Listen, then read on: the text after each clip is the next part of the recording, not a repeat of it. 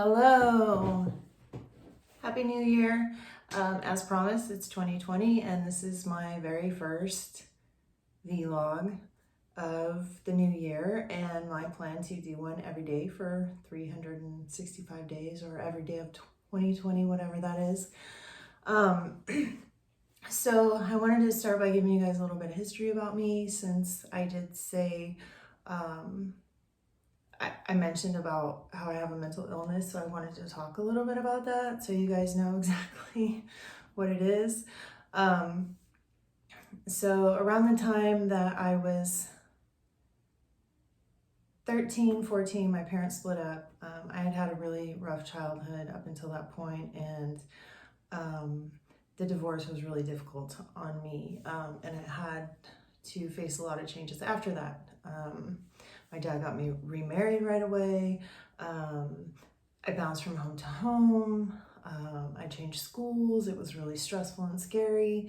And around the time that I was 16, almost 17, I had my first psychotic break, they call it. And I don't quite remember exactly what I was doing. That led my family to see how sick I was and how I needed help, but they took me to a hospital in Santa Barbara. I stayed there for a month. I was diagnosed as schizophrenic, paranoid, and totally crazy. I was having delusions, hearing voices, things like that. And they put me on 4 different medications, and I took them, stayed at the hospital a month. I got home back with my parents. I'm 16, almost 17, and one day I noticed there's these little red dots under my hand, and I'm like, well, what is this? And long story short, ended up in an emergency room. I had a severe allergic reaction to the medication I was on, and developed something called Stevens-Johnson syndrome, which actually has a 50% mortality rate in cases as severe as mine. So I actually spent my 17th birthday in the hospital, covered in massive welts with filled with pus, like burns.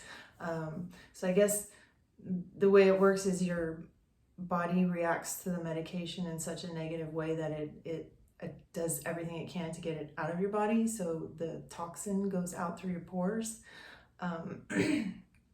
But after a few weeks in the hospital, I ended up being sent home, taken off all medication, told that I was not schizophrenic, that I should have never been on any of that medication, and that I was fine, and that I just should go home and continue to live my life. And when I got out of the hospital, I was covered in scars from head to toe because there were huge welts all over my body. And it was a really horrible experience.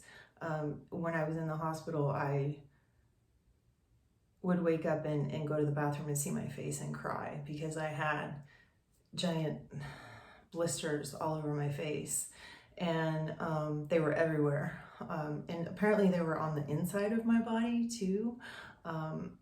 So they weren't sure if I was going to make it, but I did, and I was sent home, and I went through a really deep depression after that. And a few years later, actually not even a few years later, as soon as I got home, I think it was like a couple weeks later, if even that, from the hospital where I had the allergic reaction, I had like another psychotic break and started acting weird again. So my parents again sent me to the hospital. This time they sent me to a place where they put me on like a 48-hour hold. And I remember I was so screaming and yelling and angry that they had taken me there and didn't know what was going on, and I was delusional, and they actually put me in like one of those weird gowns that you can't hurt yourself in and locked me in a room all by myself.